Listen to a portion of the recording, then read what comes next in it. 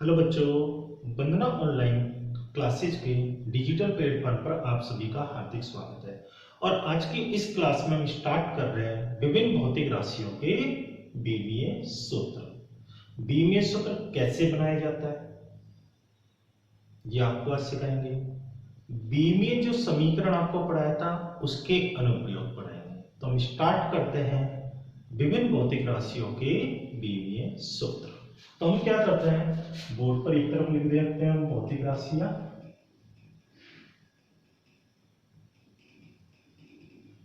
Clear.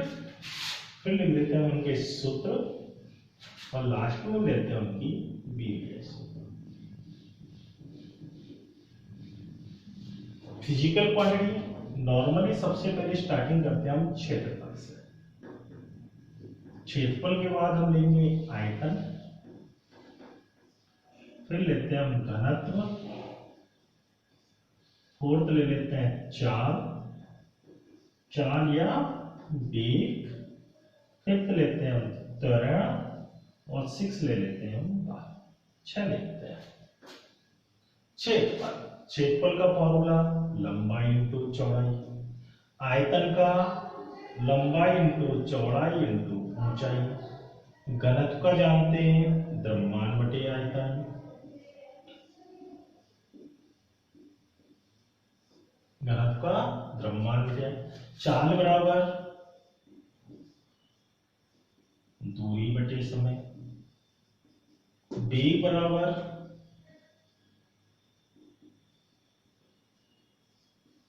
विस्थापन बटे समय। त्वरण किसे कहते हैं, वेग में परिवर्तन की दर को, वेग में परिवर्तन की दर यानी वेग में परिवर्तन और परिवर्तन होने में लगने वाला समय, परिवर्तन होने में लगने वाला समय, इनके अनुपात को हम क्या कहते हैं, त्वरण। लास्ट आपके आता है बल, जिसका सूत्र हम जानते हैं द्रव्यमान इंटू त्वरण, द्रव्यमान इंटू त्वरण। तो देखो लंबाई इंटू चौड़ाई, लंबाई की क्या लिखते हैं L1, चौड़ाई भी लंबाई का एक रूप है L1। सॉल्व करोगे L की पावर 2, क्योंकि आधार समान होता है तो पावर को हम आपस में क्या करते हैं, जोड़ते हैं। यहां केवल किसकी पावर आ रही है, लंबाई की। साथ में हम मेनली यूज लेते हैं द्रव्यमान, लंबाई और समय। केवल लंबाई काम आ रही है, द्रव्यमान काम नहीं आ रहा, समय नहीं काम आ रहा। तो आप चाहो तो इनकी बिना क्या लिख सकते हो, m0 और t0 से इसे मल्टीप्लाई कर दो, क्योंकि किसी की भी पावर क्या होती है, जीरो। क्या होती है, जीरो। उसकी वैल्यू कितनी हो जाती है, 1। क्लियर। लंबाई इंटू चौड़ाई इंटू ऊंचाई, मतलब L1 into L1 into L1। Solve करो, क्या होगा आपका L3, क्या होगा L3। करिए m0 L3 T0, क्योंकि आपको बोल दिया जिसकी कोई डायमेंशन नहीं होती उसके ऊपर हम पावर क्या डालते हैं, जीरो, क्योंकि किसी की पावर वैल्यू क्या हो जाएगी, फिर उसकी 1। द्रव्यमान, द्रव्यमान की m1, आयतन अभी निकाला आपने L3, सॉल्व करिए m1 L-3। अच्छा एक और ध्यान रखना, किसी की पावर 1 है तो उसको रिप्रेजेंट करिए या मत करिए। किसी की पावर 1 है तो उसको रिप्रेजेंट करो या मत करो, बात एक ही है। दूरी, तय किए गए पथ की लंबाई को क्या कहते हैं, दूरी। तय किए गए पथ की लंबाई, यानी ये किसका फॉर्म है, लंबाई का। विस्थापन, निश्चित दिशा में तय की गई दूरी। विस्थापन किसे कहते हैं, निश्चित दिशा में तय की गई दूरी, और दूरी क्या है, लंबाई। तो यानी एक तरीके से विस्थापन और दूरी क्या हुई आपकी, लंबाई। और लंबाई को हम किससे दर्शाते हैं, L से। नीचे समय, समय को किससे दर्शाया, T से। सॉल्व किया L1 T-1।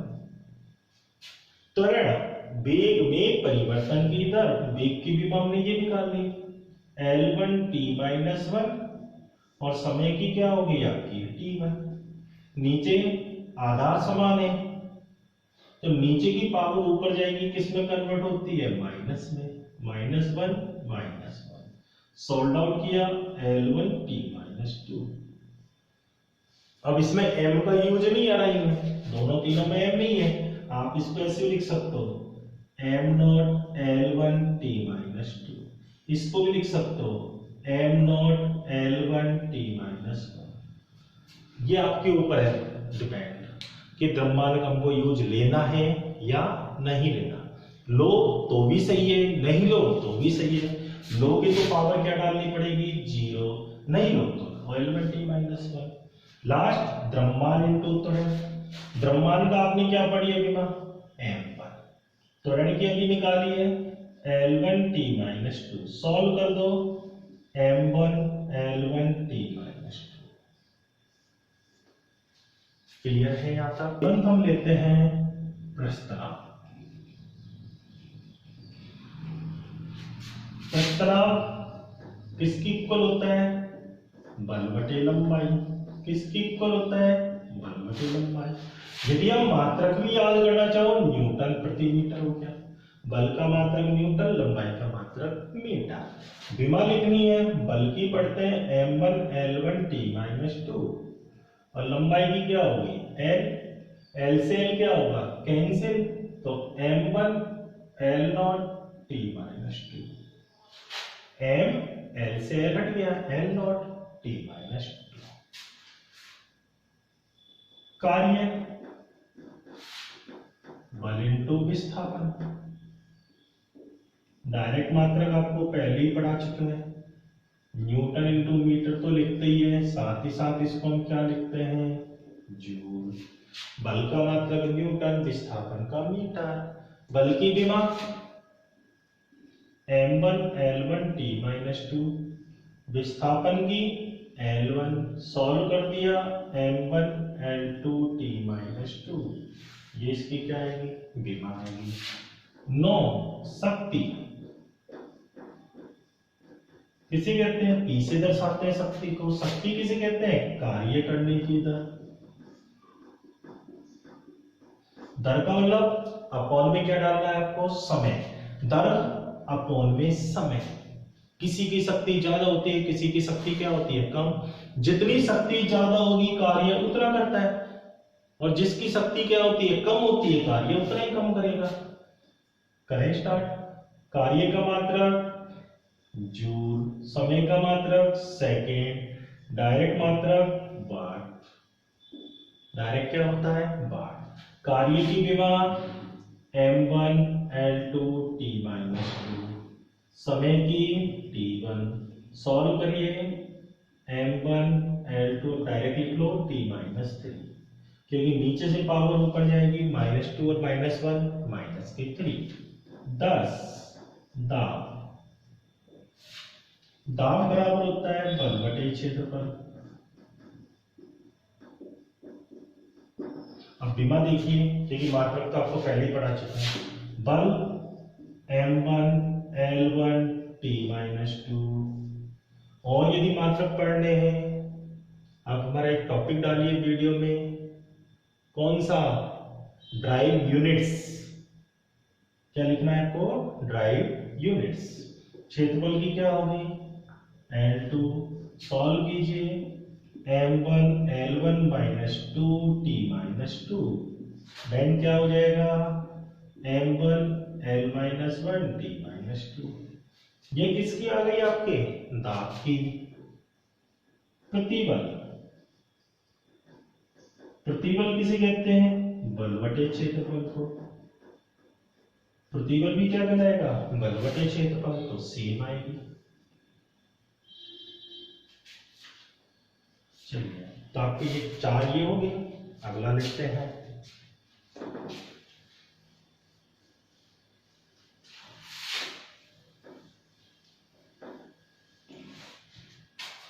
अगली है आपकी विकृति। विकृति याद रखना कैसी राशि है? विमाहीन। कैसी राशि है? मात्रकीय। जिसकी विमा नहीं होती उसको हम दर्शाते हैं L0 L0 T0। एक ऐसी राशि जिसकी कोई विमा नहीं होती। तो अगला लेते हैं प्रत्यास्थता गुणांक, और इसको रिप्रेजेंट करते हैं हम कैपिटल ई से। किससे दर्शाते हैं? Capital E.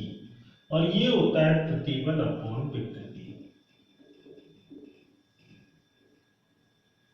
प्रतिबल तथा विकृति के अनुपात को क्या कहते हैं? प्रत्यास्थता गुणांक।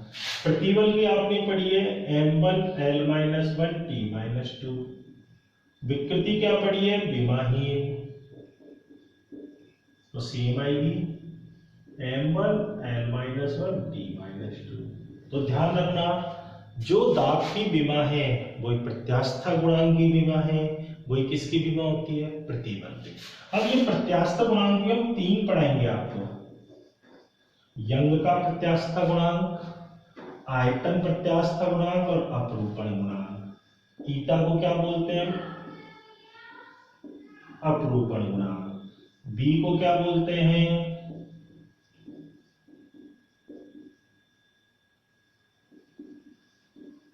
आयतन प्रत्यास्थता गुणांक। और बाई को हम बोलते हैं यंग गुणांक। इन तीनों की विमा भी क्या होगी? सेम होती है। किसके अकॉर्डिंग होती है? प्रत्यास्थता। चाहे इनके फॉर्मूले अलग अलग लिखेंगे लेकिन आएगा फॉर्मूला वही, प्रतिबल बटे विकृति के रूप में। तो मात्रक भी सेम होगा और विमा भी क्या होगी? सेम। क्लियर यहां तक? फिर लेते हैं हम बल आघूर्ण। बल आघूर्ण को रिप्रेजेंट करते हैं टर्म से। किससे रिप्रेजेंट करते हैं? टर्म। और बल आघूर्ण बराबर होता है बल इंटू विस्थापन। तो बच्चे तुमने पढ़ा होगा बल इंटू विस्थापन। बल इंटू विस्थापन किसका होता है? कार्य का भी सूत्र है। किसका फॉर्मूला है? कार्य का फॉर्मूला है।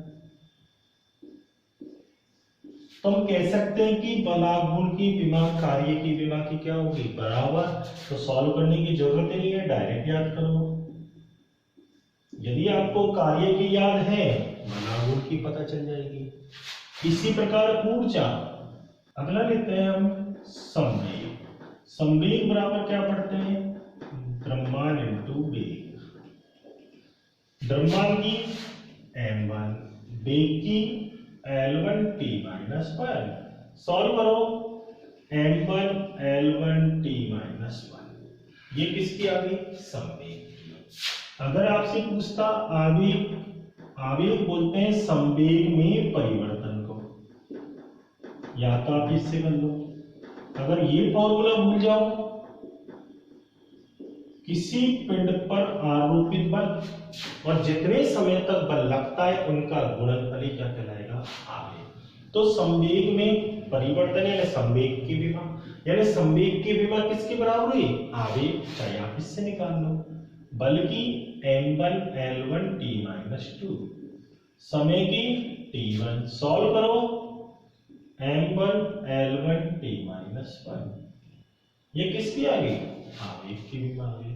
यहां तक तो कोई प्रॉब्लम आएगी आपको? नहीं आनी चाहिए। क्लियर है? इसके बाद हम लिया कोण। ठीक है, कोण बराबर आपको पढ़ा रखा है चाप बटे त्रिज्या। चाप क्या है? वृत्त का एक छोटा सा भाग लेते हैं सतह का, जो एक प्रकार से क्या है? लंबाई है। चाप क्या है? वृत्त की लंबाई के बराबर होता है। त्रिज्या भी किसका रूप है? लंबाई का ही रूप है। तो लंबाई की विमा l1, लंबाई की विमा l1। सॉल्व कर दो m0 l0 p0। यानी कोण एक कैसी राशि है? विमाहीन राशि। कैसी राशि है? विमाहीन। फिर हमने क्या लिया? कोणीय वेग। वेग। अच्छा, कोण का एक और नाम आप लिख सकते हो, कोणीय विस्थापन भी बोल देते हैं इसे। निश्चित समय में केंद्र के साथ बनाए गए कोण को, जो हम पढ़ेंगे एक चैप्टर आएगा घूर्णन गति, निश्चित समय अंतराल में केंद्र पर बनाया गया कोण ही कोणीय विस्थापन कहलाता है। कोणीय कोणीय वेग किसे कहते हैं? कोणीय विस्थापन बटे समय। कोणीय विस्थापन तथा समय का अनुपात ही क्या कहलाएगा? कोणीय वेग। तो ये तो हो गया m not l not t not. समय क्या हो गया? t1। सॉल्व कर लो, m not l not t minus 1। चाहे तो आप इसको केवल t माइनस 1 भी लिख सकते हैं। फिर लिखते हैं हम कोणीय त्वरण। क्या लिखा मैंने? कोणीय त्वरण किससे रिप्रेजेंट करते हैं? अल्फा से। किससे दर्शाते हैं? अल्फा। जैसे वेग बोला, सॉरी त्वरण बोला वेग में परिवर्तन की दर, तो यहां क्या लिखोगे? कोणीय वेग में परिवर्तन की दर, यानी कोणीय वेग में परिवर्तन बटे लगा समय। कोणीय वेग में परिवर्तन की दर को कोणीय त्वरण कहते हैं। तो कोणीय वेग की विमा t माइनस 1, समय की विमा t1। सॉल्व कर लो, t माइनस 2। ये किसकी आ गई? कोणीय वेग की आ गई। चले आगे।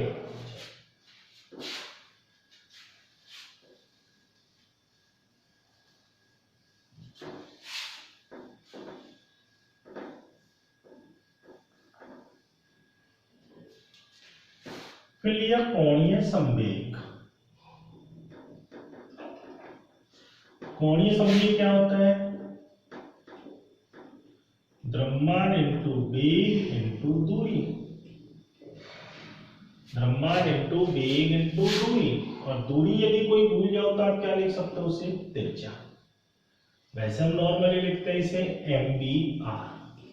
MBR। M द्रव्यमान, B वेग, R दूरी लंबाई त्रिज्या, ये भी L1। सॉल्व कर दिया आपने, M1 L2 T माइनस 1। ये किसकी भी आ गई आपके? कोणीय संवेग। अच्छा, वेग कोई सा भी वेग हो आपका, चाहे वर्ष आ जाए, क्रांतिक वेग आ जाए, पलायन वेग आ जाए आपका,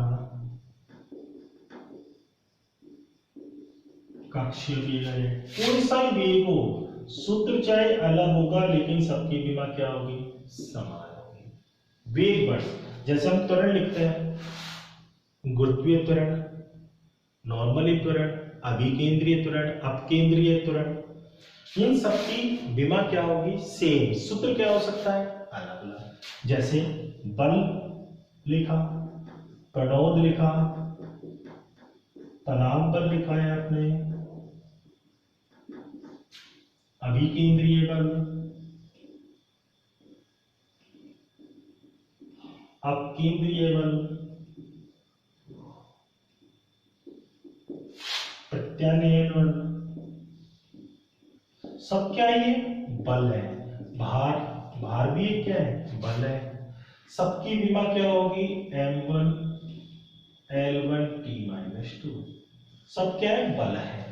सूत्र चाहे तीन सबके अलग अलग हो सकते हैं लेकिन विमा समान होगी। अब पहले ही बता चुका हूं मैं कि मात्रा अलग अलग हो सकता है लेकिन सबकी विमा क्या होगी? हमेशा सेम ही होगी। कोणीय संवेग आपका हो चुका, वेग हो चुका है। अब लेते हैं प्रत्यानयन बलनीयता।